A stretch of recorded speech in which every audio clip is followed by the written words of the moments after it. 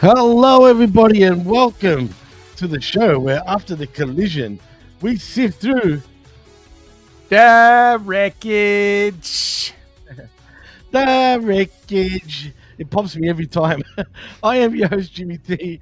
That is my co-host, Jamie the Vet Williams, and you're live right here on the HMG YouTube channel and on the Twitch, and as well as the PWC YouTube channel. Vet, what's going on, man? How's things? And it's been a busy 48 hours when it comes to professional wrestling, right? When it rains, it pours. I just don't understand why they can't coordinate this out amongst all the companies and decide that we can have one wrestling event per weekend. Man, I mean, why? Why do they have to keep doing this? I mean, I guess AEW learned their lesson and went a little earlier, right? To do their shows. So I guess they made the right move. And that was pretty stacked. I'm not going to lie. I mean, Collision, Rampage, whatever you want to call it, was pretty stacked for the weekend. But still, Survivor Series, though, had everybody talking. There seemed to be a few injuries coming out of there, which is also pretty obvious. But man, there was also TNA Turning Point on Friday. Oh, no shit. I didn't even realize. There you go. So we had another extravaganza, you're saying, Vet, of professional wrestling? Yeah, I'm glad Full Gear was last weekend. Oh my God. Don't go there, please. Imagine that. Imagine somehow they cross over one day and go head to head. Would be pretty interesting. But WWE would still annihilate them because one's on pay-per-view, one is practically for free, but still WWE would have won even if it was on pay-per-view, I dare say. I just want to thank everybody in the chat that's already joined us. Cold Blood is saying, morning friends, rumor has it that the Vet and Jimmy T will be kicking off the action in the Tri-State Regional Classic tournament soon. It's tournament season. Yeah, it's tournament season, all right. Vet, should we get into the news, man? Because there's quite a bit coming out of the weekend, dude. Let's blast through it in record time. We are the AEW Speed Champions, Jimmy. The Speed Co-Champions. Yeah, not even tag team champions, co-champions. We're the co-champs, absolutely. Well, as I was saying, after the Survivor Series weekend, particularly, there was a couple of injuries that came out of that. First, I'll talk about apparently Bronson Reed. I mean, I'll be honest, man. I was already fearing for him doing this tsunami from the top of the cage. I was fearing for Roman Reigns even more. No shit. But thanks to Punk, the way he moved him, I'm telling you, any second later. Yes, last second. Man, that's amazing how good he pulled that off. But anyway, thank God he saved Reigns. But nevertheless, Bronson Reed went straight through and exploded the table. So, of course, he would have got injured. And that's exactly what happened. Apparently, his leg or something like that is hurt, from what I hear. And what can I say about that? I mean, do I say serves him right for even trying to do silly shit? I mean, do stupid shit, win stupid prizes, right? Yeah, I guess. I mean, it's just, who knows if he wanted to do it, felt like he needed to do it, somewhere in between. Yeah, I guess if I was in Bronson Reed's shoes, I'd be like, yeah, tsunami off top of the cage seems normal. Like, you kind of want that moment. It is a good moment, and it led into the finish pretty much. I mean, more or less. So it worked out. But except for the injury, except for the fact that we just don't know, is this a WWE? Is it an injury? Like they've been kayfabing people on injuries, and so some of them are legit, some of them are not. We'll take their word for it. We'll say he's hurt. It looked painful. They kept replaying that spot. They played it like 2 or 3 times after he did it, and I couldn't really see because Punk and Roman's bodies were kind of in the way of the camera angles. So like when actually he splashed through the table, I couldn't see if like any part of it was bad, like maybe a chunk hit him or if he hit the legs underneath or anything. It just happened so fast I couldn't get a good look at it, so I didn't know if he was hurt or not. I did see the big metal piece like go flying to the left type of thing when he went through it. which looked pretty bad. But you're right though, because and I've been calling out on their bullshit for quite a bit now, and I'm starting to think maybe the Bronson Reed injury is not really legit. I just think they're gonna just pull back on it. Possibly, I don't know. I'm not gonna say definite until I look more into it because it's only been pretty much 24 hours. But I just want to look into it a little more because lately that's the trick they've been doing. They've been calling out injuries with people that I feel that they don't know what to do in the immediate sort of situation. So they act like they're injured just so they can think about what they're going to do next with whoever they say is injured. Just like Mummy, she was never injured, dude. I stand by that. No, 100%. she just wanted to wear that goofy mask. That's all.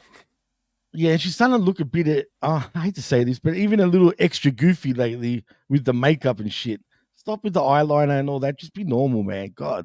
But anyway, but also from the same match, we do believe is legit, is Jimmy Uso coming off the top of the cage also onto the table because he looked like from that point on, he wasn't walking well. Sure, you could say he was selling, but it just didn't come across like he was selling. He looked legitimately hurt. And even he needed his boys to carry him out to the back pretty much.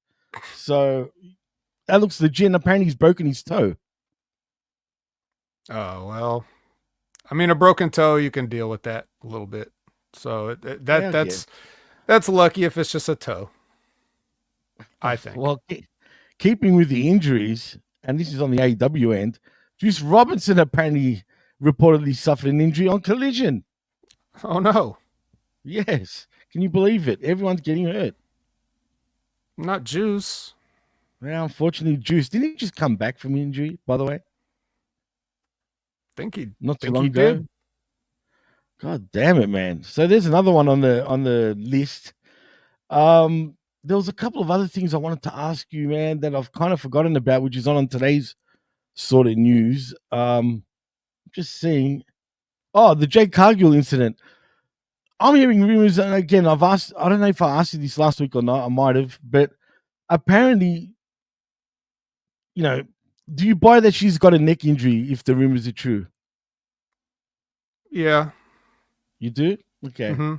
Because it's no reason to try to work this because you kind of are in the middle of something, like a tag team championship reign per se. Well, yeah, but I was also going to ask, is WWE, sort of disheartened by her progress in the ring? I think she's been progressing pretty well. Sure, she's still green, but, give her time. I'm sure she'll work out. But could there be that factor also? I doubt it, but I'm just putting it out there. Yeah, maybe. But, I mean, that's not how you do it. I agree. That's a shit go, to be honest. You don't just pretend somebody's crippled because they're not as good in the ring as you wanted. Yeah, no, you're right. Absolutely. I agree 100% with that, man. But other than that, really, man, every other news is not really important, to be honest with you, dude. So if you want to say we're the speed champions, how about we speed through the Wreckage right now? Damn, really? That's it, huh? News is over. We're the co-speed champions, and you're the best in the world. So I don't know how I'm the co-champion. And it's funny, I had something set up. If I wasn't running late, I would have had something set up for you, which would have popped you. Unfortunately, I was running a little late, so I didn't have time to do it. Next week, though, I'll surprise you. Well, I was going to say it's kind of funny that there's injuries coming out of Survivor Series War Games, and one of them's not CM Punk, right? Right, and everyone's saying that all over online when you think about it, right? The healthiest in the world. Actually, he pretty much is. And you know what? He looks happier than ever, man, and I love that. Even though I felt the main event, was a little corny with the way, the interaction between Punk and Roman Reigns, I felt was a bit like, come on, like stop overdoing it, boys. Like, really? It's like two children facing the damn corner, man. Yeah, yeah, it is. Mike Martin wants to know, Jimmy, aren't you tired? You did a show last night. I am tired. After I did that show the last time we all saw each other, I went to sleep and didn't wake up till now. That's why I'm in the same damn clothes. Put it that way. So yeah, man, I am tired, and I've done like 4 shows in a row. It feels like at this point, but that's all right, man. I'm here for all you guys, and I'd rather be here than anywhere else. So I'm happy to be here, man. But anyway, yeah, Jimmy's a professional. I'm trying. As Jargo would say, we are goddamn professionals. We are, absolutely. But that's why I was running a little late, man. I overslept, like I said. But yeah, I'm just glad to be here, man. But yeah, let's get into Dynamite, shall we, Vet? Fuck, let's do this. Let's see if we can do this in an hour. So the first thing we're going to do, okay, on Dynamite, right, is we are going to take that juicy, fat money that we spent on November Rain, and we are going to wring it dry. We're going to make sure we get every ounce of rain out of this November Rain licensing song. We're going to do a Full Gear recap with Axl Rose. Just, yeah, we got to get it all in. And that's how we got to kick it off. Hi. Oh my God. You're killing me already. Far out. Yeah. Oh, man. Well, we don't want to kill Jimmy. We only want to hurt him a little bit because we're starting out with the Hurt Syndicate in the ring. Oh. They're not the Kill Syndicate. They're the Hurt Syndicate. And hurt people. Yeah, they hurt people. Yeah. Well, one person. True. Yeah, MVP doing a promo. Of course, anytime MVP has a microphone in his hand, I'm in. I'm eating. Absolutely. They show highlights of Swerve's loss from Full Gear, which since I didn't watch Full Gear, I'll say, oh yeah, this is a good substitute. Save me some time. And then we're going to go right from this into a Continental Championship tournament match because Shelton Benjamin and Mark Briscoe are in the Blue League. And as I said with my a la carte analogy and the fact that I'm eating already just from an MVP promo, but this Shelton Benjamin versus Mark Briscoe, is this a first time ever? Oh, actually, they were in Ring of Honor at the same time. Were they? Okay. Yeah, they were. So certainly a first time in a long time. And yeah, look, it could be the first time, but I'm not sure. Maybe first singles? Maybe because didn't Shelton and Haas team up in Ring of Honor too? They did. The World's Greatest Tag Team was back at that time. So maybe they did a Briscoes match. But anyway, the point is, this was delicious. I don't give a shit what happened. This was Mark Briscoe and Shelton Benjamin. Gimme. I'm going back to the buffet for thirds and fourths on this one. I love this match. I'm not gonna lie. I barely paid attention to it. It was so good. I just was like, oh, just knowing it was on was like, it was comforting. I felt so good. So yeah, of course Shelton gets the dub, which is sad because I didn't want either one of these guys to lose. But yeah. Did it feel like it was too one-sided for quite a bit of the match? I mean, it went kind of long. It wasn't short, but it was enjoyable, even though Mark Briscoe was absolutely getting a hiding in some ways by Shelton because he was taking him to Suplex City, dude. Yeah. No, it was, but again, I'm just so happy. Like, it doesn't matter what happened. Yes, I'm greedy. Give me. That's awesome. Give me Shelton. Absolutely, give us both of them. I mean, yes, and they you already knew Mark Briscoe's on my menu. Like that's been a given. Shelton just got here though. He's like he's like when you go back to the restaurant and it's like, new menu item, Shelton Benjamin. And I'm like, hey, I've had this before at other restaurants. I'd like to try it here, please. I dare say, Vet, that you put on weight after this weekend. Oh, yeah. Your menu. Yeah, dude. Not just because Thanksgiving, just because I was devouring Dynamite. But anyway, yeah, the good match. Good match. I didn't really watch it, but it was good. Shivani brings out the CEO, and I'm like, wow, am I in heaven? This is a show just for me. We're getting Mercedes out here. Never mind the dumb psychology that Camille waits. She walks all the way out there and she waits until she's about to get fired to quit. I mean, you could have quit. You could have quit at the pay-per-view if that's what you wanted to do, right? I mean, He was, man, like I hate when anyone says like you're fired, and then after the fact you say you didn't fire me, I quit. Like, Yeah. really, you got fired, all right? In fairness, she did interrupt Mercedes right before she actually said it, so technically, yeah, but she felt it coming. It was the same. It's the same bullshit, right? It's just one of those things. It's the wrestling problem of these people don't talk to each other all week until the camera's on and there's a microphone in their hand, and then probably. So she went. So Mercedes knew, I'm gonna fire this bitch, and then she just didn't say anything the whole time. She waited until they were both on camera. She was gonna publicly do it. Now you could say that makes sense for a heel to do, but Camille seemed very ready and unsurprised that she was about to get fired, which means that she could have quit a while ago, several days ago, even hours ago. Right, but to be fair, does she really have any other expressions when you think about it? Yeah, I think so.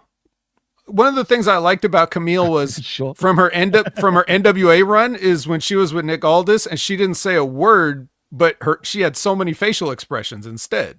So I know she can do it. Whether she's doing it here or not, that's a different story. But we all know that this creative has been trash. Like, there's just no denying it. You got Mercedes Moné and Camille, and somehow you fucked that up badly.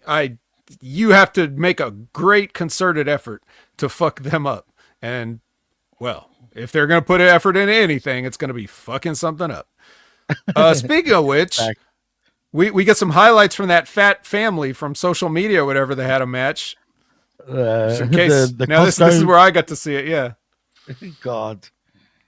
If I hear one more person in the podcast social media world say his punches were better than 95% of the AEW roster. Yeah, I guess by default, since they all throw forearms. But I bet you if those guys did choose to throw punches, yeah, if they did throw punches, it would be better than this guy. But whatever, it doesn't matter. I don't care. He's eating. Okay, that's the important thing. He's eating. I was eating the first part of this show. He's eating on the pay-per-view. Good for him. You know. What about his kids? God damn it. Hopefully his kid needs to stop eating before he has juvenile diabetes. If he doesn't already. Oh, shit. That is classic. You're on a roll already, Ben. I love it. Oh, boy. Speaking of eating again, Jericho versus Ishii 2. Oh, my Holy shit. This match of the year. I love it. I'm not going to lie. This was so good. I could not wait to watch this. I actually took my phone, turned it all the way sideways, and watched it with my face like this. Yeah. No double speed. No nothing. Actually, you know what? I kind of watched all of Dynamite thoroughly this week, and it was a good week to do it because I didn't have to work, so I could just relax, take my time, and enjoy the show without fast forwarding or double speeding. I could just sit there and watch it at my own pace, and if I didn't like it, I could pause it, go do something else, come back to it, because I knew I got until today to talk about it. So I just, for the first time in a long time, I was able to just watch Dynamite on its own terms. And this was the perfect episode because right now we're batting 1,000 for me. I got Shelton and Mark Briscoe with an MVP promo to start. I got Mercedes and I got Ishii. Jericho's whatever. Tomohiro Ishii, Mount Rushmore. He's on the Mount Rushmore of guys named Tomohiro Ishii. Top one. Yeah, this was, and the learning tree was on commentary. They had a potted plant with them. Yeah, I was thinking, what the hell's up with that? But that's because they plant the learning tree, apparently. Yeah. So, it's stupid. Don't worry, it's pretty dumb, but still, that's the reason. But usually I would shit on a Chopper Mania match, as our very own professor said in the chat. Chopper Mania, pal. Yeah, but Slap-O-Mania. Like these guys both busted each other's mouth open. But man, I'm telling you, both their faces would have been swollen bad the next day. if you saw Ishii's face, there was a point where Jericho kept hitting him in the same spot. I don't know if you noticed this, right? Kept slapping him to a point where Ishii started blocking that side every time. Where he's like, no, stop hitting me here. Stop hitting me here. So Jericho's gone the opposite way now. So he's not blocking the opposite end. And then every time he went back again, it's block, block. So he fucked up Ishii pretty bad, dude, on that side of his face. And Jericho was bleeding from the damn mouth. Yep. And he busted Ishii's nose on top of that, too. Which was real, son. This New shit Japan, was Mike fuck. Martin. New Japan. That's right. I'm eating. Yeah, look, I was already, I'm a big boy, but I was already full at this point. I'm like, where are we going from here? And I'm glad you had because obviously the Thanksgiving, you had the day off because of Thanksgiving, and happy Thanksgiving again to everybody. But this was the perfect episode for you to get back into to actually watch. Because honestly, I thought Dynamite was actually not bad this time around. But please continue. Oh, yeah. So anyway, eventually Jericho hits the Judas effect, and we knew that Ishii wasn't going to become the face of Ring of Honor. But the thing about Ishii is, and this is one of those things where, again, Cornette calls him a baked potato with arms and legs, and all the things that he says is very funny. Yes. And he always sees Ishii in matches where Ishii's just kind of like, because those guys in Japan, the guys from New Japan, are smart workers in that they're not going to give you a main event match every single match like the AEW mark wrestlers do. If Will Ospreay's in a 6-man in the opening of, Rampage, he's going to try to do all the moves he knows still.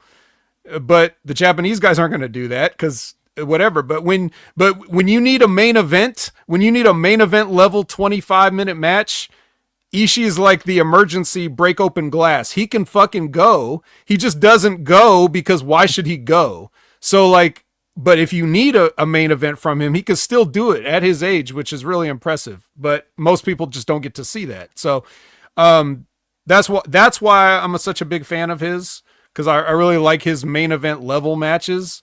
Even though most of the time you just see him as like a 6-man or an 8-man with the conglomeration these days, right? He just hangs out, and why shouldn't he? But he's smart. But anyway, he's not gonna be the Ring of Honor champion, sadly. No, but if anyone that hasn't watched his stuff and is not impressed by him, go and watch some of his stuff in New Japan about 4 or 5 years ago. You will be impressed. Believe me, he can go, as the vet said. And he's not. They even brought him into TNA. And had him do like a couple of those like main event matches against Josh Alexander or whoever, and he'll tear it down, but not for nothing, not for free. Not for nothing. Absolutely. And like I said, why should he? Yeah. So but anyway, yeah. So that was that. Aaron has a question. Ved, who do you think is better, Mariah May or Rhea Ripley as characters? Well, I think the characters are both fine. I think the creative for both of them is stagnant. That's the problem. Like Rhea Ripley just comes out and says, Rhea Brotherly Ripley, yeah, and Mariah May she's doing okay promos, but she's stuck in the same corny creative that a lot of AEW people are. So even if they have a good character, the character has nothing good to do. So I think it's kind of like a toss up a little bit in terms of your question, but they're both totally different, and they can bring different things to the table. I think the only thing they really have in common is that they're blonde white women. Technically, yeah, naturally, they're both blonde. You're right. But between the both, Rhea Ripley is the biggest star, no matter what, however you put it. But you're right. Rhea lately has been very stagnant. It's not her fault. No, it's the the booker's fault and how they're booking her. But I understand also that. Is she going to be a killer always? That's another thing. Can you have her always just being a killer and just take out every woman? You know what I mean? Which is unfair on the roster, and it's unfair on her in some ways too. And I think they're just trying to figure it out. And they really don't know what to do. Well, you're right, Jimmy, but this goes back to what I've been saying. And you know the answer to this question I'm about to ask you. What's the way to get over as a babyface in 2024? A heel, unfortunately. So how did Rhea Ripley become such a big babyface? Being a freaking heel. Yeah, she just came in and beat everybody's ass, and then everybody's like, oh, that's cool. I like her. It's true. Duh. No, you're right. And that's what the WWE does. They just, well, not just them, everybody. They kind of like they see, because everybody knows wrestling is phony. They don't believe anybody. They don't buy into the characters. They only buy into what's entertaining. So if somebody beating somebody's ass is entertaining, they turn that person into a babyface rather than just keep them as a heel and try to figure out how to book a babyface for once in their life. So no one knows how to book a babyface anymore. So this is what we get. And as far as Mariah May goes, look, I've always been a fan of hers. She was getting annoying for me in recent times, only because it felt repetitive. And again, I felt like I already saw all this. Even through Dynamite to Collision, it was still kind of the same shit. Even in the same stage area where Mina done her damn promo. What did she do after hitting her with the champagne bottle? Stay there till Collision? I mean, yeah, we're not there yet, but thank you for pointing that out. Yeah, that's bearing the lead a little bit. But let's just get back to where we were, which is Renee with Swerve and Nana. And she tries to ask him a question, and Max Caster walks through because of course he does. But at least this time they didn't do the typical AEW thing where he just walks in and stands there, like right on the side. Like he actually acted like he was just passing through. And then he said some shit, and then Swerve was like, "What'd you say, motherfucker?" And then he was like, he started trying to do a freestyle, and he said, "It's like you're like a house on fire" or whatever. And then Swerve grabbed him and then started throwing him into stuff. You know how wrestlers just grab other wrestlers and just throw another entire human body all over the place like they weigh 5 pounds? Yeah, that's what he started doing. Oh man, I guess we're gonna have a feud between them two. How do you feel about this?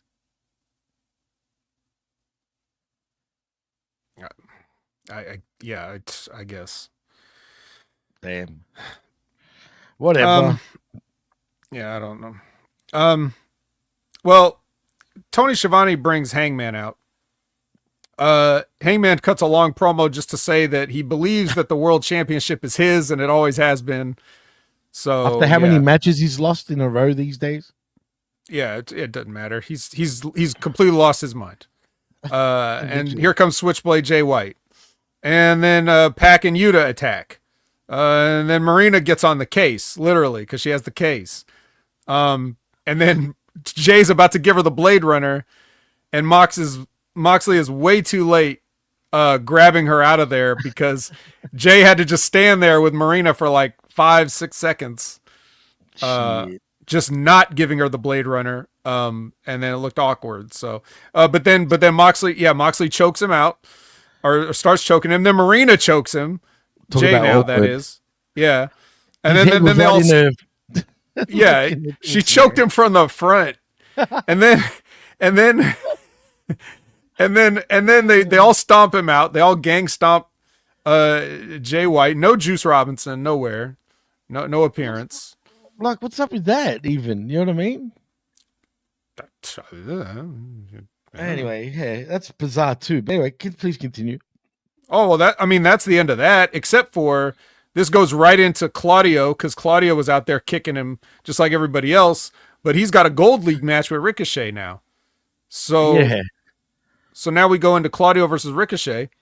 And the first thing I noticed, because again, this is on my big screen now. I don't have to watch on my phone. I'm watching on my television so I can see these details. How long has Claudio had those backwards boots? Do you know what I'm talking about? No, I actually don't, but I haven't paid attention. He has the laces going up the calf. Oh, yeah, I have noticed that. And both sides. Yes. Yeah, I've noticed. What in the hell is that? There's other wrestlers I noticed too. I can't remember who else did that, but that stood out to me. I'm thinking, why would you have laces back and front? Like, why? Maybe they're cheaper. I mean, I don't know. Actually, I might know why. There's been a new trend in sports, especially in soccer and other sports, any field sport, where have you noticed players are starting to cut the back end of their socks? And then I read up on it. Pay attention to that. They've been taught because of compression. Apparently, it's good for don't ask how. I'm not a doctor. Doctors aren't even sure if this is working or not. But the players swear by it. So it could be that reason. Maybe for compression reasons is why they've got the laces at the back too. I'm just assuming. Yeah, I doubt it, but in yeah, wrestling. sincerely doubt it. But and a lot of athletes are superstitious by nature, so that's what I'm saying. It's probably some guy scored a bunch of points with his socks cut, so now he thinks he has to do that every time. That's Swiss engineering, brother, according to Cold Blooded. Yeah, it's something all right. Well, anyway, Claudio versus Ricochet. He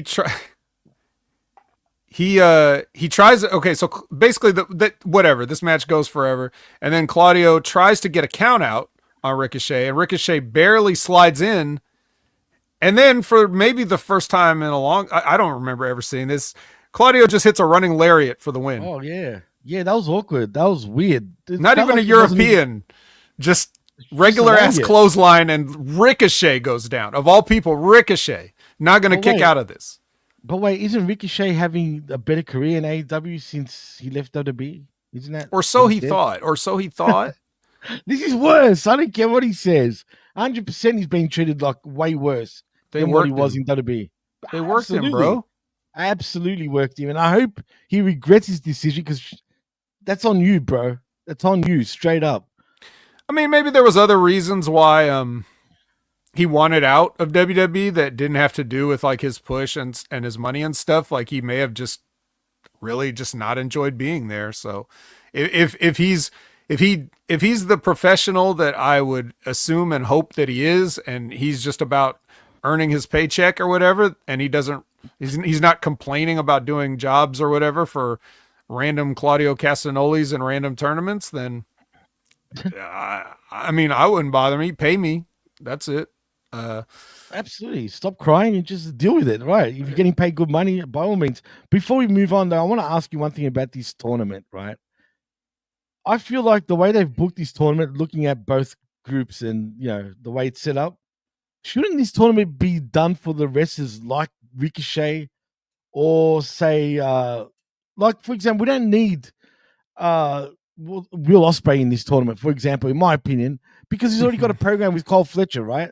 So why do they even need to be there? I know it's AEW's lazy way of telling a story. I bet you them two will probably meet in the final when it does happen. Wouldn't surprise me the way it's set up. But shouldn't it be for guys, to get some other guys over? Like a Ricochet, like maybe like a Rush who doesn't turn up anymore, or even a Mortos who's in the tournament. But, like, do you know what I'm saying, dude? Like, have it for wrestlers that are not really doing much in this tournament. I could understand your point. But here's the thing, though. This is supposed to be like a knockoff G1. Right. The G1 is not about getting younger guys over. The G1 is about mega star tournament. Like, but that's who is G1. Really the best of all of the best. That's the point. So if you ask me, there's not enough mega stars in this, Continental Classic. I think it's more loaded than previous. They have people that are there, obviously, like a Mortos, that are just there to get points for everybody else. Right. Which that's not how the G1 is necessarily supposed to be, but the G1 always has those guys because they have so many people in it. Right. This has less people. It's less matches. So that means that all of these guys should be like the top of the top. Otherwise, why do it at all? But right, exactly. But the G1 also does get some guys over. They don't have to end up winning it. But look, for example, Takeshita was the star pretty much of the G1 this previous year, right? So, I mean, this early in the year. And they crapped on about that because of his run. My point is, you can make guys in the G1 very easily without having to do some sort of big storyline. But in AEW, because they just don't know how to put tournaments on, 1, 2, they have one too many tournaments.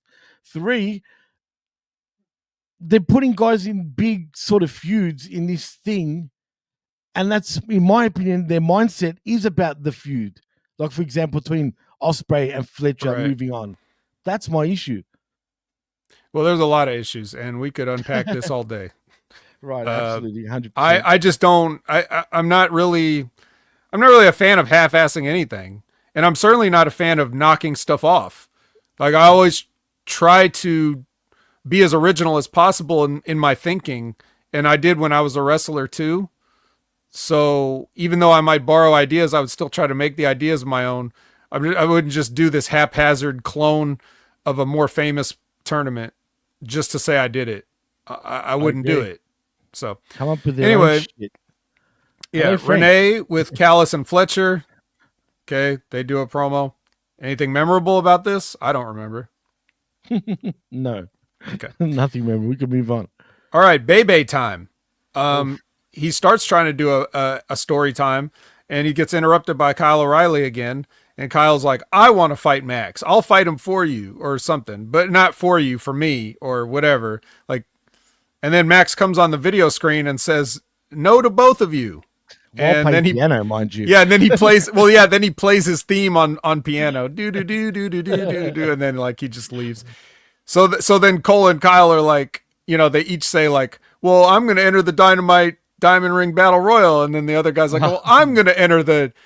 I'm going to be number 2 to enter the Diamond. Again, that it's that childish stuff you're talking about, like on WWE with the Roman and CM Punk, like, you know.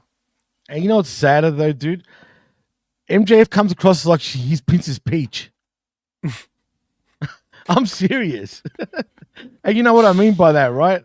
So these guys are going to enter this battle royal for the right to face MJF, right? Right. Really? I mean, come on, man. Yep. Dude can't even spray tan under his knee pads. Get out of here. As Mike Martin says. Boy. Next is Jamie Hayter versus Queen Aminata for some other women's weird tournament thing that's going to end up at like the Wrestle Dynasty Super World Women's Cup deal at January 6th or whatever that is. New Japan. Yeah. So Haterade. Haterade. Yeah, Haterade. That's the clothesline. The obviously the short arm clothesline, and Jamie Hayter goes over. And then lights go out. But false alarm. Julia Hart. Dark Julia's not. She's not coming yet. Just a quick power failure. Nothing to be scared about. Right. Yeah. It was just lights out. That's it. They were assuming it was her. Mm-hmm, just a little bit. But the most notable thing about this match. So I'm not doing this to shame anybody. I'm just making an observation. Oh, it's gonna be good. So Jamie Hayter's acne is really bad. Yes. And she's been covering it with makeup. Yep. And her acne was so bad that it started to bleed through her pancake makeup. Oh, man, what have I been saying these last few weeks about her acne, dude? This week, it looked double the size, man. Those zits. Holy shit. I'm sorry, and I hate, like what you just said. At this point, I was thinking to myself, what if Tony Khan notices this? You know what I mean? I'm sure he probably has. I'm assuming he has. But wouldn't this make you sort of say, hey, no offense, you're beautiful and whatnot, she is, right? But go to the doctors or some shit, man. Go and get that checked because it's bad, dude. I know it's hormones or whatever the fuck, but yeah, do something. I bet you she's even allergic to something she's eating, dude. It could even be as simple as that. You know what I mean? Could be a side because that's what happens to me. Except I don't see all her muscles anymore. So, but that's what I mean. Is it though? That's what I'm saying. Is it a side effect from that? But she's not even gaining anything. Maybe so. Anyway, that's neither here nor there, as Ray would say. But moving on and sticking with the women, Renee sits down with Mina Shirakawa. She was to interview her about, you know, what happened, the turn. And Mina's like acting like she always knew that it was coming, but which I guess she kind of did, right? Because she seemed ready when that bottle came, but Jesus Christ. But not this one, because this time Mariah May just jumped her from behind the middle of the interview. And that's the end of that. Or so we think. Put a pin in that. We'll revisit that later. And then you will have your main event here, which, you know, I guess I'm still kind of eaten, but this is the problem. Like this would be like if you had if you had like let's say you had a hamburger for lunch, and then you come home and like your wife or whatever is like, "Honey, I made hamburgers." You're like, Oh, damn, that's the worst. "Yeah, I just had Brody King versus Darby Allin, just the other day. It's too soon That's to what have went it through again." my mind. Why did we have this shit again? Well, I because like it's a watching gold league match now, Jimmy. It's a gold league. 3 points are on the line. Dude, I love these guys. I love watching them wrestle, but I was full, like you said. I had a hamburger before. That was what, a week or two ago, it felt like. And here I am eating it again. It's becoming an everyday thing almost now. I don't need to see this again. And the same result again also. But whatever. Yeah, it is. They took a bump that actually knocked the show's audio out, whether it was a work or not. That happened. But in the end, he goes for the coffin drop, and Brody catches in a sleeper and turns that into that pile driver he does.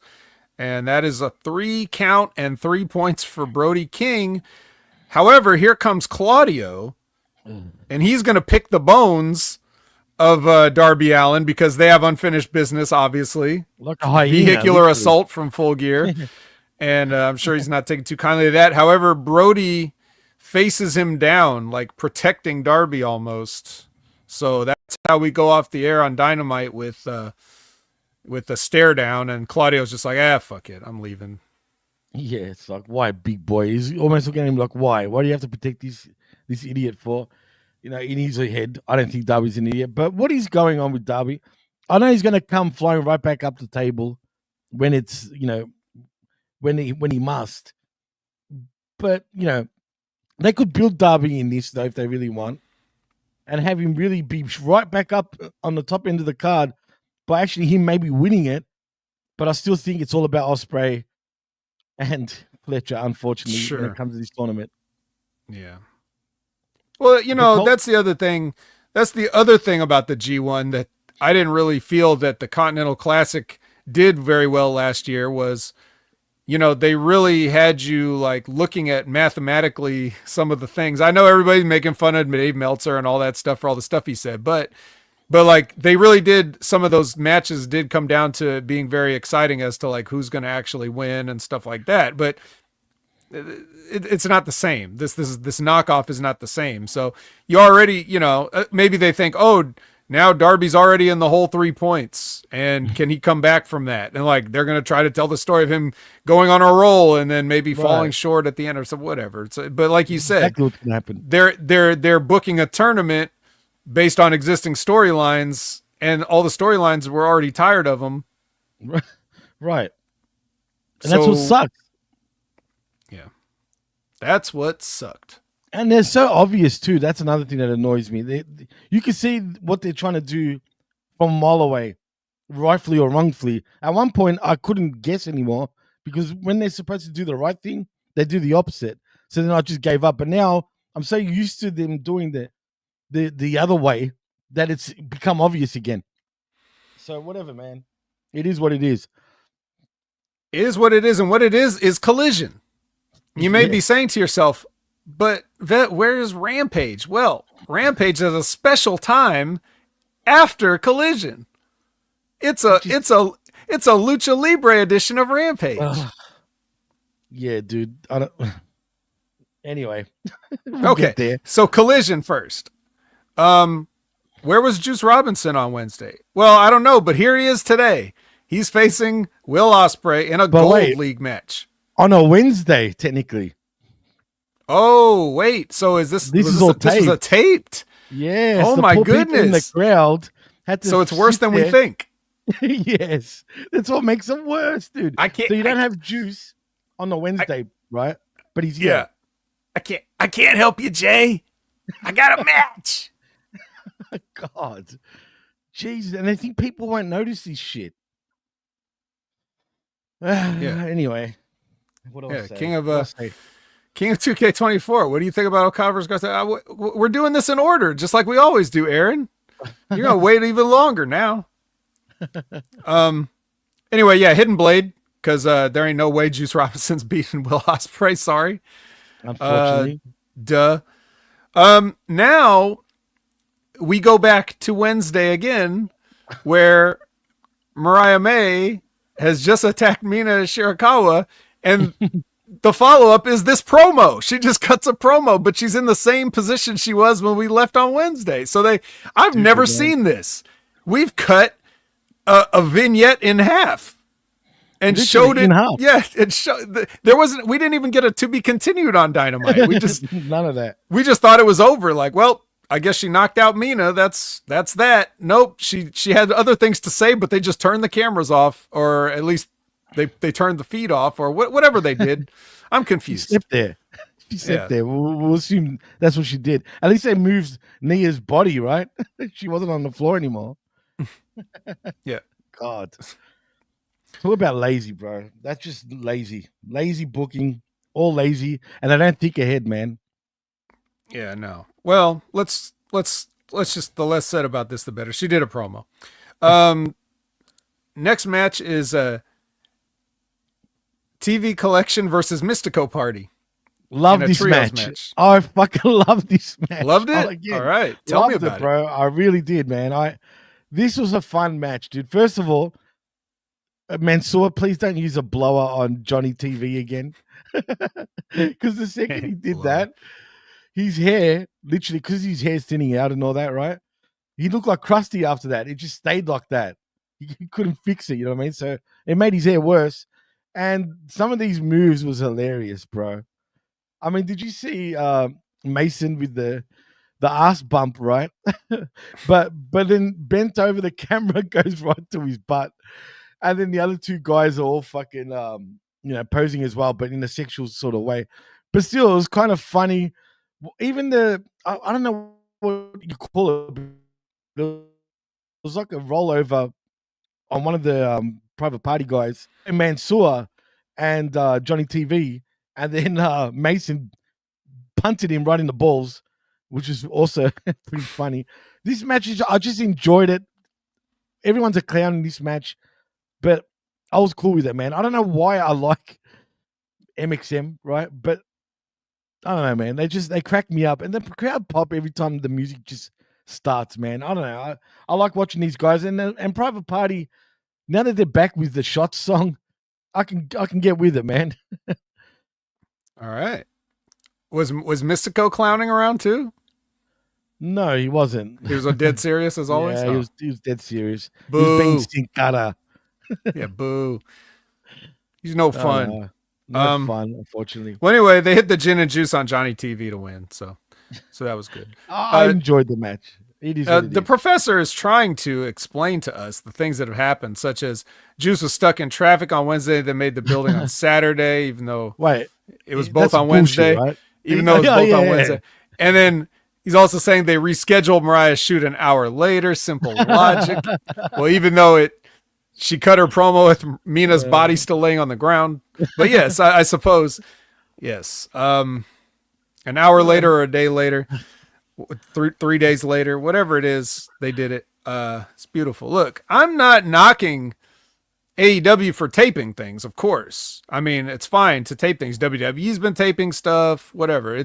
Taping was an important part of wrestling because it makes for, better programming in the sense that you can really edit out stuff that doesn't work when you don't have to go live. But that's okay. But you still shouldn't cut a thing in half and show it on 2 different days like that, where it's supposed to take place at the same time.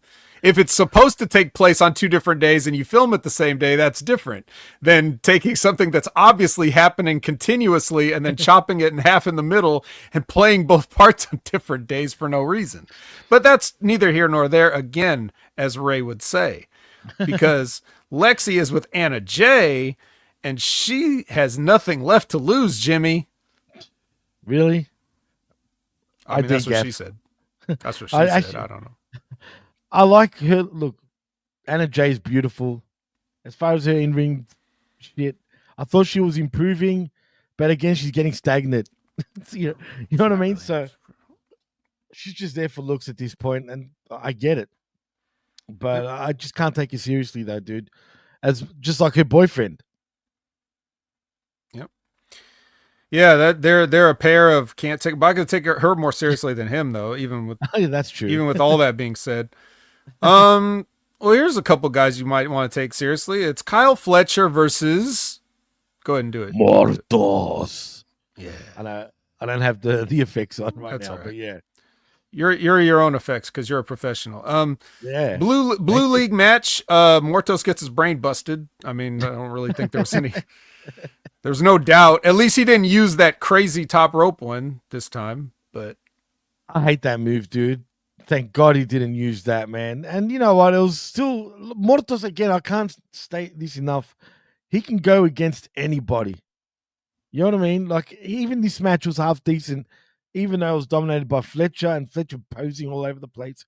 Cool, we get it. He has gained a bit of muscle, though, since even 2 weeks ago, I've noticed. But he must have hit a gas. I mean, he must have hit the cycle of the gas because he's growing pretty rapidly, dude. So we'll see how big he gets. But Mortos, unfortunately for him, he's going to be there to eat all the pins. I wouldn't be surprised if he doesn't even get a point, dude. And I hate to say it, but it surprise me if they go that route. I'd have to look again at the Blue League and see who in there could Mortos get a win over. Maybe it's pretty stacked, dude. Juice was in the gold, League, so that's not going to work. You got Okada in the Blue League. You've got Juice was on gold, right? Yeah, he's on gold. Is Costagnoli blue or gold? Gold as well, I think. Gold? Yeah, gold. I know the Blue League is pretty stacked. I just can't think of them all at the top of my head. Fletcher's in there as well. Yeah, but anyway, all right. So anyway, that was that. We knew that was going to happen. Lexi is with never mind. Who cares about Lexi? It's Kyle O'Reilly, but here comes a Hat and Gloves, and they're going to appeal to him again. Gloves. Yeah, Hat and Gloves appeal to Kyle. Who is he? Who's Kyle? Is he part of one group and not the other anymore? No, what's going on? He's part of the conglomeration, but he hates Maxwell Jacob Friedman. Right, but wasn't Very he part simple. of the Kingdom as well, technically? No, he was part of Undisputed Era. Oh, yeah, true. And then he never actually joined up with them because remember when he first came in and he came back and they were like, "Come on," and he's like, "No." Yeah, no, you're right. I remember now. Still. Callis and Takeshita do a random hallway promo. Nothing special.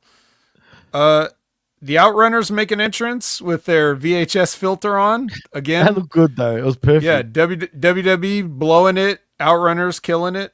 Absolutely. Unfortunately, they are taking on the Iron Savages. So, but that's good in the sense that the Outrunners get to win. So, absolutely. What I loved, when they do the shake, right? Did you hear one of them go, "Come here, you son of a bitch"? Yeah, they all do that, and FTR at the end of the match after the Outrunners win, they all come out and do that. It's the Carl Weathers Arnold from Predator. Right. But I never heard it. I never heard it like in the ring until today. Oh, really? Okay. Yeah, I never noticed it. What's the matter? CIA got you pushing too many pencils, huh? Yeah. Classic. Yeah. So FTR tries to get the rub off of Outrunners again. How the turns of table. Oh, it's amazing, right? At least they look happy doing it. Because that's what they're doing. I mean, FTR's become cheerleaders for the Outrunners, but you know what's going to happen. It's obvious. Surely. That's right. FTR's going to turn on them. Right. That's what's going to happen. How dare you? It's just a matter of when. Exactly. And they're going to be like, "You think you're us?" All the first 80s fucking, even though they didn't like how Tony Khan gave him the Midnight fucking Express's theme, essentially, right? Remixed it a little bit and gave it to FTR. You know what I mean? They hated that theme initially. Yeah, we only wanted to wrestle like the 80s. We didn't want to. These guys are actually from the 80s, apparently, even though they're too young to be from the 80s. The joke's on them. They're the youngest men alive, actually. That's true. All right, so Lexi's with Matt Caster, and he cuts a promo about how he's going to have Swerve at Dynamite, and that Billy and Billy and the other one. He told him to stay Bowens. home. Bowens Yeah, he told him to stay home, but they'll be there on Wednesday to support him in his match with Swerve. Which they won't support him. Yeah, they'll just come out and then that's it. God, this company, man. Yeah. Speaking of this company, Hangman versus Wheeler Yuta. Ooh. What was this about? Why did this match happen? I thought it was a league match at first, but they didn't say anything. So I guess they're not in a league, are they? I don't think Yuta is in the tournament. Is Hangman, though? I don't think Hangman is either. I need to look at this, man. I want to look at the league tables here because, that doesn't make sense. But whatever the case, everyone hated Yuta in this match pretty badly, dude. I don't know if you noticed. The crowd were just absolutely giving it to him. Hangman, on the other hand, are we getting to a point, like, if they keep booking him like this, people are just going to... I know that a lot of people don't give a fuck about him as it is, but I just feel like for him, he's on a real low right now, dude. Yeah, he's been on a low since the first time I saw him. But he does hit the dead eye on Yuta as the Death Riders close in. But then Jay comes in and he strikes on Yuta, lays him out. So okay, get this, Vet. So Blue League is Shelton Benjamin, Cole Fletcher, Kazuchika Okada, Daniel Garcia, the Beast Mortos, and Mark Briscoe. Right, so that's the blue. Now in the gold, we got Brody King, Will Ospreay, Claudio Castagnoli, Juice Robinson, Darby Allin, and Ricochet. So no Hangman or Yuta. So why, again, like you said, why was this match happening? Are we just going to pivot? Is that what happens after like 2 days? I don't know. Did it have anything to do with that schmaz at the end of Full Gear that I didn't watch? You know what? I don't know. I have no idea. They didn't mention that. So I have no idea. But Jay White does come out in this match. Yeah, he nailed Yuta. So, and the Death Riders just looked at it. They were like, psh. So I guess Bullet Club is fine suddenly. Is that where we're going? I guess. No, where we're going is we're going to go to Thunder Rosa. She's got her eye on Mariah May, the winner of Mariah versus Mina. Whoever, whoever wins that, she's got her eye on that. Then Christopher Daniels doing fine, just quietly. Yeah. Mm-hmm. Christopher Daniels goes up to Hangman Page, and he tries to appeal to him, but apparently, whether it's a shoot in real life or whether it's kayfabe on the show, Hangman's not interested in advice from old washed-up wrestlers. Hey, I dare say that's a shoot. All right, I mean, it's both. His character isn't, and the real guy isn't. It's amazing. It's amazing how it's art imitating life here. Yeah, art imitating life. Exactly. Yeah. What can I say, man? Whatever. All I see is just Hangman rambling all the time now, and loses. That's his character. That's his character, man. Hang himself, yep. Adam Page. Yep. I'm just saying. Yeah. Well, you remember Mina Shirakawa? You know, the got laid out in that interview that we just saw the Mariah May cutting a promo over her dead body, like earlier in the show. She's fine. She's got a match with Layla Gray. See, again, if you're going to do this, why show us that stupid promo before? Like, what the fuck?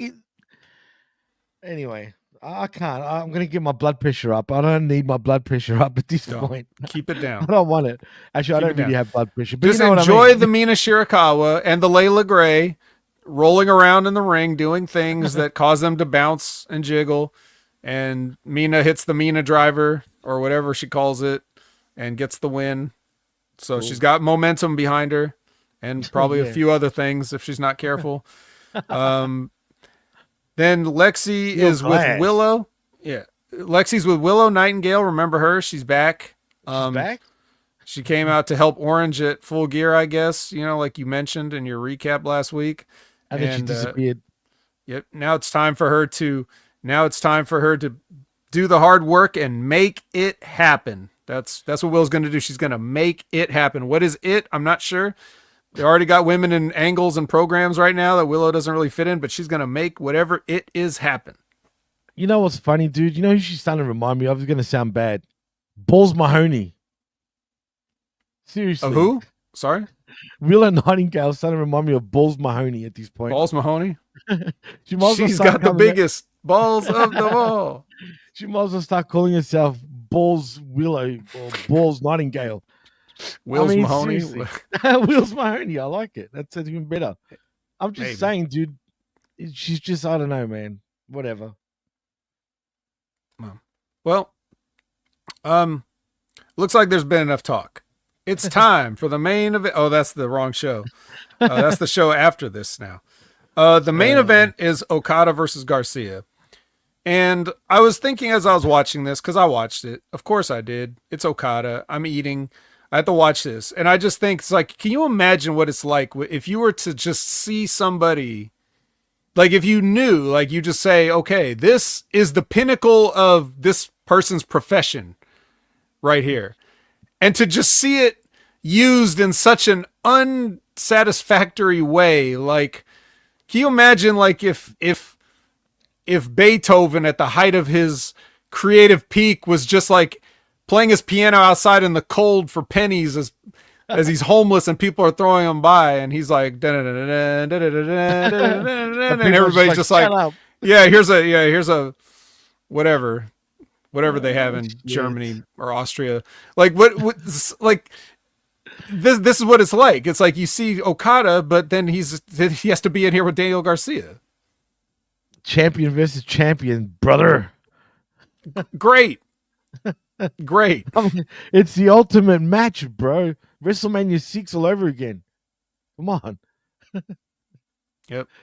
Yeah, you're right though, man. Even I was like, damn it, I love Okada, but Garcia's just ruined this aura right now for me. Because Garcia's on my screen. I was just dazing at it, man. I was just looking at it just like, why? Why is this happening? Well, I tried to enjoy it for what it was. You know, like I look at it as just like a 1-person match. I'm watching Okada wrestle a broomstick, literally, because Garcia's still not putting on that much weight, and like you know, they did the thing. They basically told you know how like a couple weeks ago we had the chaos sandwich of a match where like it starts with a brawl and then they get in the ring and start grabbing headlocks and holds and stuff, and then at the end it's a brawl again. It was like a chaos sandwich. This was the no handshake sandwich. They start out with Okada going for the handshake, and then Garcia reaches for it and he does the hair thing, right? And then by the end of it, because spoiler alert, yeah, well actually this might be a spoiler alert because Daniel Garcia did not lose. However, neither did Okada, because they went they're starting out with a draw here with these guys. And at the end of it, they go for the handshake again and Okada gives them the finger. Ding. So, and that's how the show goes off the air with Daniel Garcia like, really? And that's it. But here's what I did like about it. Just like one thing that you don't see as many people do. Even though I already mentioned somebody that did it earlier. But Okada trying to work a count out, you know, like actually work a count out. A lot of times you see a guy do something devastating to somebody outside the ring, and then they grab him, just immediately pick him up and roll him in the ring, which is like, I mean, why bother? You just let him die outside. Why did you do that? Right, exactly. Yeah, just let him die outside and you go in and take the easy win. They don't do that. Okada does. So he does that, and then he DDTs him outside, and then Garcia barely makes the count and he gets DDT'd again, you know? So it's just little things like that are good. But, see, from now on though, when you do spot that type of stuff, you know what the finish is going to be then. Yeah. That's the bad part of that. Unfortunately, that's AEW though. It's AEW. No big deal. So now we have a special Lucha edition of Rampage. God. Now, Jimmy, I'm going to go ahead and guess that, like many a Rampage, You skipped this one. Even though it came after Collision, you still said no Rampages. Once I look, I watched a little bit of it, but once I found out it was a Luchador fucking edition one, dude, I mean, come on. Not really. You know what I mean? Even though one of those luchadors was Harley Graham, that popped me. I'm not gonna lie, man. That was kind of funny and cool. But that just sums up Rampage, right? They're taking a piss on their own show for calling it Lucha freaking Friday, whatever it is. Or Saturday at this point. Whatever, man. Lucha Friday on a Saturday. Lucha Friday on a Saturday, exactly. So yeah, it is what it is. Yeah, it is what it is Thunder Rosa versus Harley Graham, who Harley Graham got the jobber entrance. That would have been a perfect time to do the full it would have been the perfect time to do the full like hologram entrance with her, but instead they just already in the ring, Harley Graham. Like, how fucking dumb are these what are people, you doing? You can't even do anything wrong right. You could have to rehear that in my head. You can't do anything wrong right. That's great. But why do this in the first place if you're not even going to follow it up properly? Like, you know what I mean? God, I don't know. This was all taped. It wasn't. You couldn't have even blamed like a timing issue. You could have done it post edit, fucking. Even you know what I mean? They could have done an edit. They could have just edited it. Like, I'm mad now. So anyway, she quickly gets unmasked by Rosa in this match. And then she tries to put the mask back on, but it doesn't matter. Mask, no me importa. She gets the package. What does she do? Like Rosa did this move. It's like it looked like it was gonna be a package pile driver, and then she just slammed her on her back. A power slam, a package slam, a package body slam, like package power slam or something. It's weird. Something like that. I don't even know what to call it, but that's the closest thing you could say, I guess. A package slam. A package slam. Something like that. I think. Jeez. Yeah, it's odd. But what does this mean, though? Can I ask, do you think this buries hologram a little bit? You say bury hologram? Yeah, hologram, not Hadygram. Well, Harley Graham, sorry. A little bit, but it's a good thing no one's watching. So that's no true. One will that's true. It's about 100. But yes, people. But let's take this all things considered. Yeah, you don't really want to. I mean, you were trying to make something out of hologram. You're doing a bad job of it. But you were trying at first, or you wanted to. You haven't beat him yet. I think he's somewhat underperforming in a way, not necessarily all his fault. They were underbooking him and doing weird things. It's just, but then on top of it, yeah, you have somebody else openly mock the character, which is like, that's a mask of his pretty much. Yeah. I mean, you mean to tell me that Harley Cameron completely independently went out and had his exact mask made just for this? That's got to be his for sure. Yeah, so it's just it's funny in the way that people just don't care about, like if you're fans at home, well, first of all, you're not watching again, but if you did, you're under no burden to care about these wrestlers and their well-being and their presentation. You just look at it on TV and be like, I'm entertained or I'm not. But they have to worry about this kind of stuff. Like, he has to be like, is she making a joke out of me while I'm fucking hurt? Like, I would be upset. I'm not going to lie. It would bother me. Maybe he's cool with it. Who knows? Maybe she asked permission. She seemed like she might. I don't know. Yeah. Maybe they didn't. Maybe it wasn't her at all. Maybe it was Tony's idea. It said, hey, why don't you be Harley Graham? And she's like, I don't know. And he's like, just do it. Who knows? I don't know any of these things. I don't know. Can you picture how he would sell something to them? But I've got an idea. You know what I mean? In his real like ism sort of ways. How about you wear? And he's shaking, saying it. How can you wear? How about you wear hologram's mask on? Yeah, and we'll call you Hologram. It's money while shaking. Mm-hmm. I mean, come on, man. Like, seriously. And if he doesn't understand how bad his company is looking right now from the outside, and how bad everybody's just not tuning in and still doesn't understand why.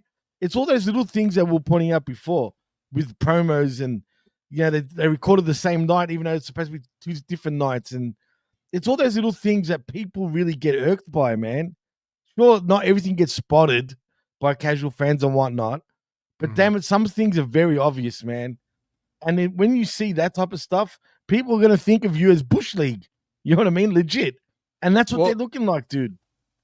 Well, here's the thing. So, like Labrat says, got to sell those masks, pal. And like Zane Vicious says, got to keep the character off people's minds. Now, Zane Vicious is trolling with everything he says, but in a way, he's still accidentally right, because you do want to, if Hologram's not going to be there. But here's the thing. Harley Cameron is not going to have a match with Hologram. So there's no payoff for her doing it. Now, if you had another cartoon wrestler doing it, like Danhausen or somebody, like saying I'm Danagram or something, like that's good, or Holohausen or whatever. if you did that and he's doing that, and then Hologram comes back and then he's like, oh shit, like now I'm in trouble. Like then you got a little something, but Hologram's not going to get any. Like Harley's not going to get comeuppance from Hologram. So it's just, okay, intergender match, Hologram versus Harley. This will teach you to wear my mask. Or does she become Molly Holly, and she becomes like a sidekick to Hologram, and then we've got that's gonna bury Hologram worse than anything that she does now. So let's stand back. There's a hologram coming through. All right, enough of this. Let's go to something everybody can agree on that they love. Mercedes Moné. Renee is with her, and Mercedes is thankful for herself. Oh, wow. I'd be thankful if I was her too. Yeah. I'm thankful for those millions of dollars. Yeah.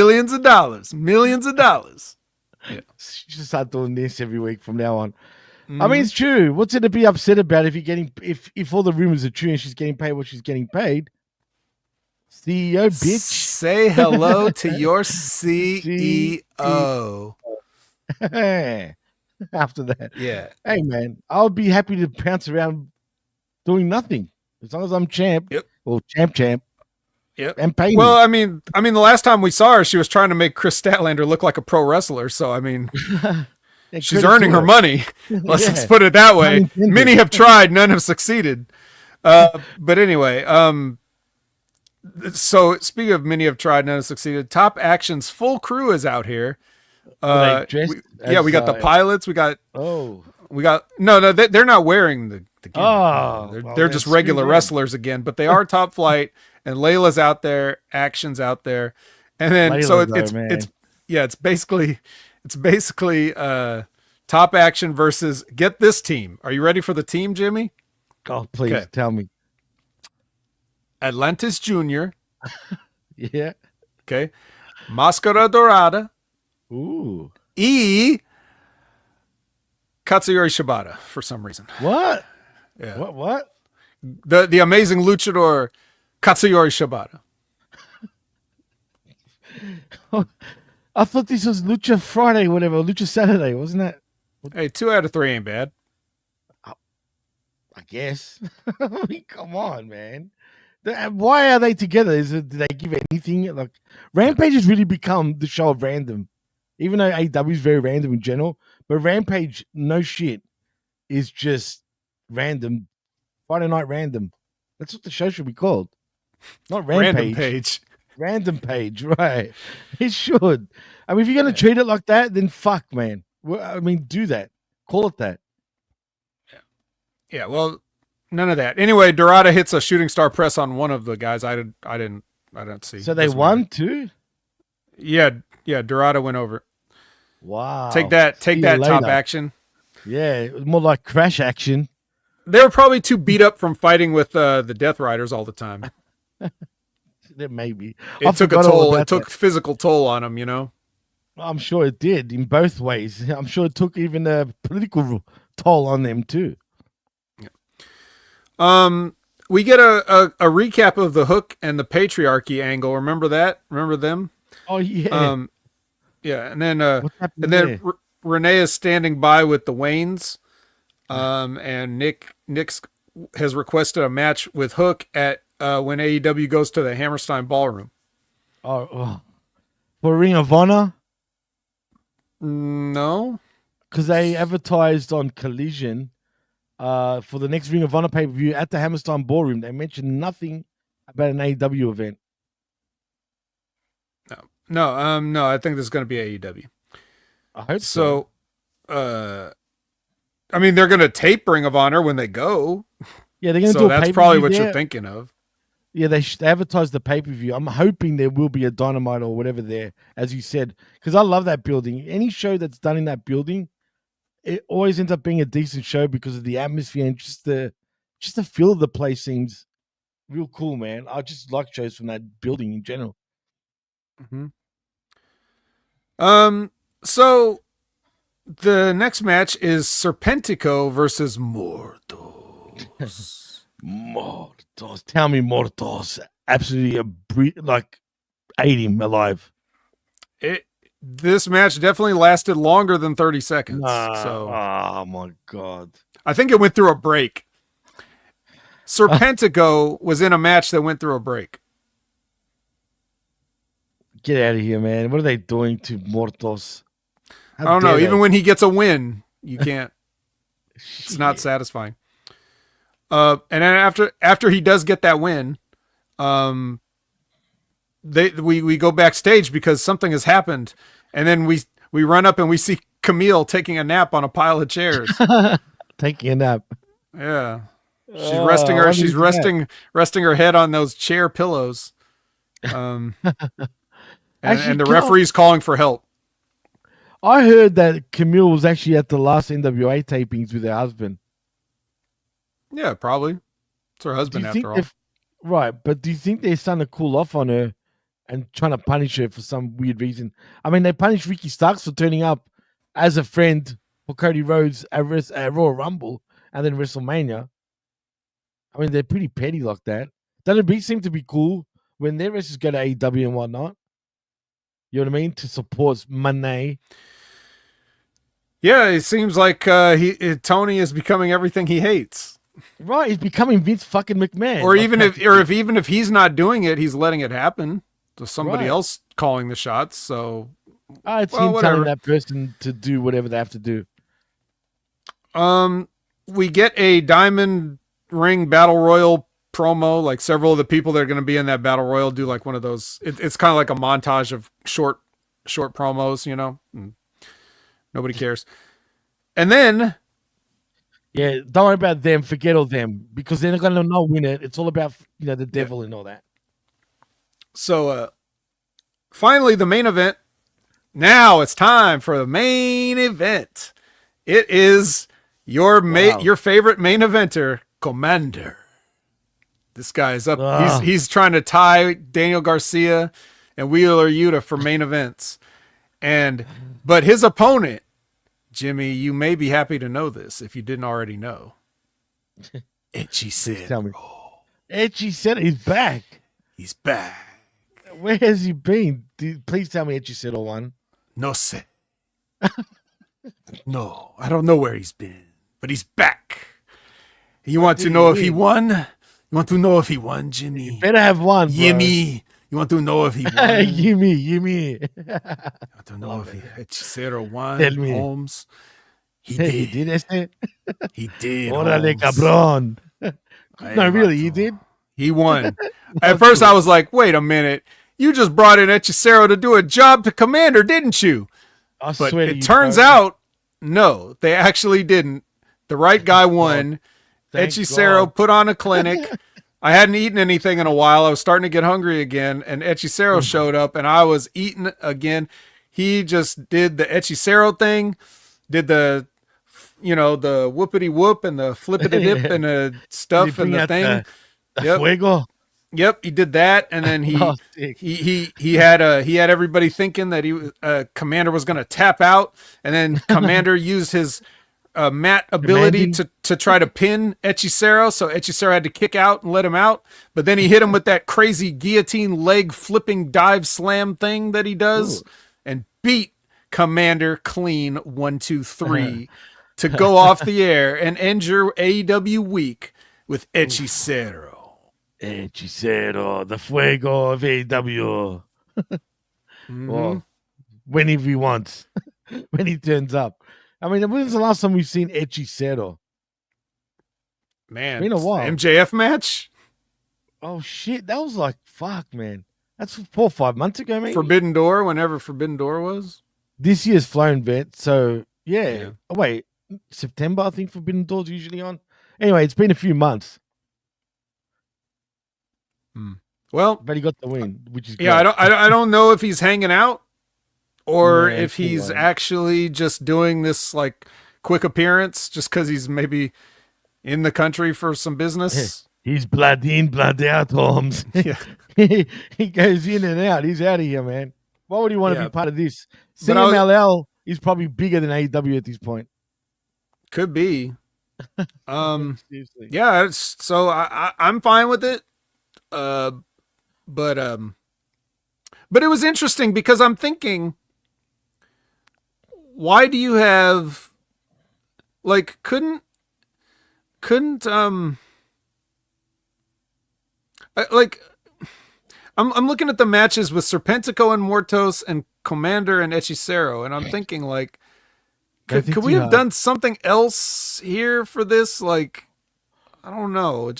They could, but again, AEW and their brass just don't think. They must be just, I don't know, man. I'd love to be a fly on the wall for real to hear what goes on, because I know there's people in that company that know what's going on, like that know how to do shit. Okay, there is, but they're just either not caring and having a laugh, right? That's anything I can assume, right? And laugh at Tony's bullshit, or they've tried a million times and he just doesn't want to listen like everybody else apparently doesn't. And they just give up. And if that's the case, what can I say? Because JR has been going bananas. I don't know if you've noticed, but he's talking some shit on his podcast, dude, about certain things in AEW and what's going on. For example, Lashley and the injustice that Shelton Benjamin's getting, because he feels like Bobby Lashley's, the way they're booking it, Lashley's kind of overshadowing Shelton. And I can understand where he's coming from. I totally get it. But I'm sure Shelton is cool with it, though. Yeah. Well, Shelton's in this Continental Classic, so he's just by default going to be getting a bunch more TV time now. But, right. I mean, at this point, you go from Shelton Benjamin being like basically not on WWE television for his whole last part of his run there. I mean, he was like on Main Event, which is on Hulu. So he's having like what's essentially amounts to like dark matches before the TVs. Well, yeah, it's on international as well. Like it's on for me on my networks, for example. Yeah, so, but I mean, that's it. That's the best you got for Shelton Benjamin. So, you know, like anything is kind of better than that. And Bobby Lashley's just going to kind of stand around and look good. So he's going to be sort of the attraction. I don't really know. Well, it's, you know, as I say this, here comes the comment from Bruce: Lashley needs to be booked like Brock Lesnar, a special attraction. Well, yeah, we'll see how they continue to do that, but. And Mike Fuego del Sol has been released. That's why you don't see him anymore, dude. Yeah, and don't pretend you care about him either. I know. So, there's only one Fuego in AEW, and that's Hechicero. Hechicero. Yeah, at least for now, or at least for this week. For the week. Esta semana, yes. So, yeah, so there you go. There's your week of AEW in a grand total of an hour 25. Wow, this has got to be. That includes the news at the beginning too. This is officially, since we've covered every single show vet in one show, this is the quickest one we've ever done. We are the speech co-champions, record setters. Record We're not going to let WWE be the only one setting records around here. Okay, absolutely not. And this is a perfect time. You know, we're going to aim for this. You know what I mean? Generally, an hour and a half is perfect for a show. Anything over 2 hours though generally is a bit, gets a bit draining. Yeah, But just ask AEW fans. Just ask AEW fans. Actually, there was one dude. There was a black dude behind commentary. I don't know if you noticed, dude, but during the Ishii Jericho match before we go, he was just sitting here like this. He looked like he was sleeping, man. Then my eyes were on him because the camera kept going there. So I'm laughing at this guy. By the end of the Jericho Ishii match, he was like eyes open, like peeing, like he was like, "What the fuck did I just watch?" You know what I mean? But it was kind of funny because he was still there for Collision and Rampage. The poor guy. Yeah. Well, 6-7 hours of extravaganza. AEW. I mean, they're getting paid more than we are. So yeah, but that must be. I swear the wrestlers must be like, fuck this. Why do we have to be around here for 6 hours? You know what I mean? Then again, they don't have to turn up for Saturdays. Yeah, that's not 6 hours. That's not even a full work day. I got to work for 8 hours right before I come and do this podcast, so every one of those wrestlers could shut the fuck up. Well, in saying that, Vet, that was a perfect time to end the show. Tell them what you're up to and what you're doing, man. Yeah, at Opinion Haver on all your favorite social media platforms all over the world. You can Google Opinion Haver and you will find me in places. HMG is a place, and on that place, besides of course the Wreckage, I'm also known for the Impact Attack every Monday night at 6:30 p.m. Pacific, 9:30 p.m. Eastern with Brandon, and we will be covering TNA. So that means that as of this recording, tomorrow night we will be talking about not only the go home to Turning Point, but Turning Point, covering that and whatever else makes its way across our desks. So please tune in for that live. Again, 6:30 p.m. Pacific, 9:30 p.m. Eastern. Then on Wednesday, 8 a.m. Pacific, 11 a.m. Eastern, Big Ray Hernandez and I bring you the Next Level Wrestling Review, where we cover what else? NXT.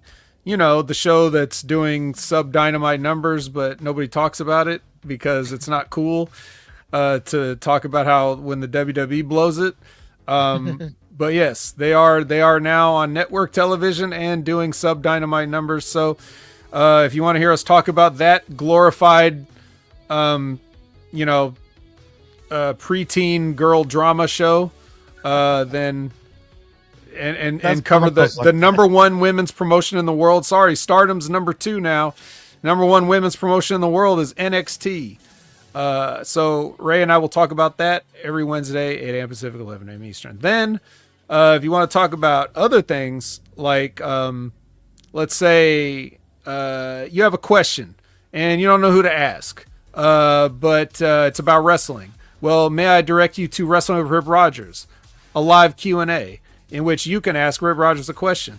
You could do it. You could definitely do it for money, but if you're lucky, you can do it for free. And Rip may or may not even answer your question. It's very exciting. Yeah. I was able to host it for a couple of weeks last month, but Von Lilas is back in the chair for the time being. So until I'm called upon again, I won't be physically there, but I'm there in spirit. Then, yes, the Stevie Richards Show. Who wouldn't want to listen to the Stevie Richards Show? It's great, unique content in the wrestling space. And Stevie's breaking down all kinds of stuff. He's covering all kinds of topics. This week was about... what was it about, Jimmy? Do you remember? This week it was about... I was looking at it. It's about the Invasion pay-per-view from 2001. Oh, yeah. Holy crap. Yeah, it was the WCW Invasion. Somehow something tells me they barely even scratched the surface of that. I haven't listened to it yet, but I'm actually looking forward to listening to it because it sounds interesting. Yeah, they did, and Stevie was in a unique position because if you notice Stevie in his career, he was always like ahead of everything. He got out of ECW and went to WCW. He got out of WCW and went to WWE. Like doing that, right? Yeah, and he was just like, he didn't get brought over with the WCW people. He already got out and had a run, so like exactly. He was always ahead of those things. And so that put him in a unique position to be able to tell stories about these time periods. That's why the Stevie Richards Show is such a fascinating listen. So I encourage you to check that out. And of course, he tells other stories like that time that Ric Flair embarrassed him at the bar, and you can hear what happened there, and you can see him break down some stuff as usual with his board. So Stevie Richards Show, man, that's a can't miss for me. Hopefully it's a can't miss for all of you too. Jimmy, what do you got going on? You've been busy this weekend, bro. Dude, man, the last few days I've been doing show after show from the Smack Attack, and John was on assignment again this week, unfortunately, so it was me and Jeff. So the Survivor Series review show, and then doing this show also, and I like a roll with myself and Big Ray, and, of course, the Wreckage I look forward to every week on the weekends. Do I do another show? I don't even know anymore, man. I've lost count how many shows I've done this week. But most importantly, though, please like and subscribe right here at Hameen Media Group's YouTube channel. We're slightly up again on the subscriber count, but please just get us to that 1,000 mark. It would be very much appreciated. So appreciated. So like and subscribe right here. Also at channelattitude.com with $5. Not only do you get the best talk in pro wrestling, but also the realest talk in professional wrestling. That's channelattitude.com. And that's about it. Except for if you want to follow me, I guess you can at DJ Mass Effects also on the Twitter and the PWC network. So in saying that, thank you to everybody that's joined us live right here on Hameen Media Group YouTube channel. And happy Thanksgiving from us to you guys. And I think we're out. So in saying that, I am Jimmy T. That is my co-host, the vet, Jamie Williams. And you've been watching and listening to the Wreckage, Jimmy there. and we're out. Peace, and we'll see you guys soon. See yous.